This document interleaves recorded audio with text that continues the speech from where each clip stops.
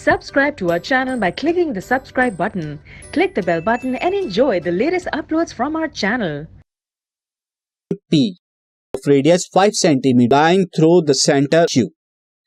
Q is equal to 12 cm PQ. आपको PQ और condition में है PQ यहाँ पर nth है टेंजेंट देता हूं. This is PQ. ये आपका this is point P.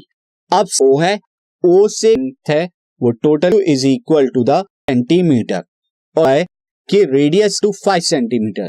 P को मीट कराता हूं और ये रेडियस 5 सेंट, ये 90 डिग्री का परपेंडिकुलर और नो Q. Since O on QP की radius perpendicular on tangent at of contact.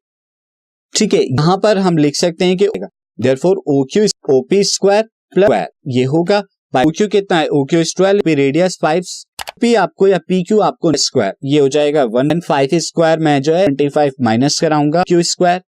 अब 144 में से तो under root 119 centimetre is the length of tangent.